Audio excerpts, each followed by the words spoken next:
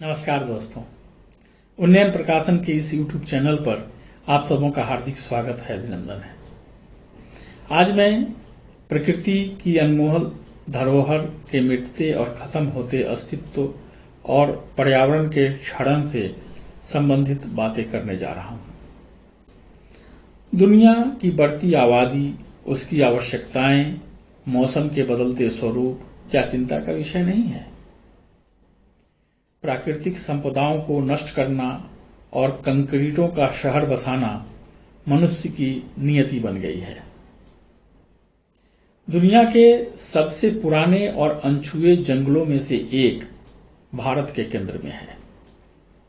इस जंगल का नाम है हसदेव अरण्य, जिस पर भी खतरा मंडरा रहा है। क्या भारत में बिजली की मांग हसदेव अरण्य को भी निगल लेगी? विदित हो कि हसदेव अरण्य छत्तीसगढ़ राज्य में स्थित है। यह अरण्य मध्य भारत के आखिरी समृद्ध जंगलों में से एक है। भारत के मूल निवासी कहे जाने वाले गोंड जनजातियों की अच्छी खासी संख्या हसदेव में रहती है। जंगल के बीच से हसदेव नाम की नदी गुजरती है। वहां शताब्दियों से चली आ रही जंगली हाथियों का कॉरिडोर भी है। जंगल के 1878 हेक्टेयर से ज्यादा बड़े इलाके में कोयले का अगम भंडार है। 2010 में छत्तीसगढ़ सरकार ने जंगल से कोयला निकालने के लिए फॉरेस्ट क्लियरेंस का आवेदन किया। मामला अदालतों तक भी पहुंचा। इसी दौरान पर्यावरण मंत्रालय की फॉरेस्ट्री एडवाइजरी कमेटी ने खनन के लिए वन भूमि अधिग्रहण करने पर आपत्ति जताई। इसके बावजूद 2012 में भारत के पर्यावरण मंत्रालय ने हसदेव जंगल में कोयले के खनन के लिए फॉरेस्ट क्लियरेंस को मंजूरी दे दी।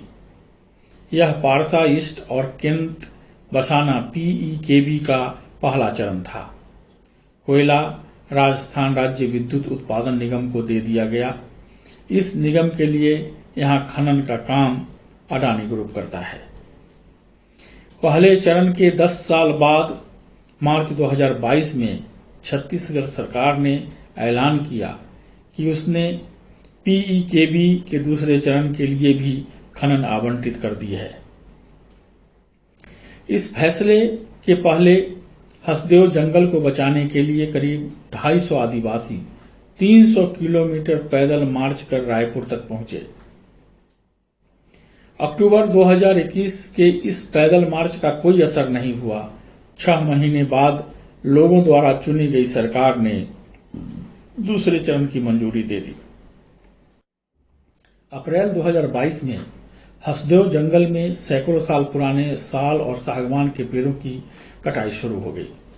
जब सैकड़ों पेड़ों की कटाई के वीडियो सामने आने लगे तो नाराजगी शहरों तक पसरने लगी। लोगों को आदिवासियों का पैदल मार्च याद आने लगा। सोशल नेटवर्किंग साइट ट्विटर पर सेव हसदेव ट्रेंड करने लगा।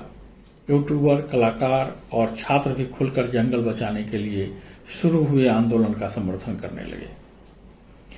नेटवर्क पर हो रहा विरोध जल्द ही छत्तीसगढ़ के सारे शहरों के साथ साथ देश के कई महानगरों तक फैल गया।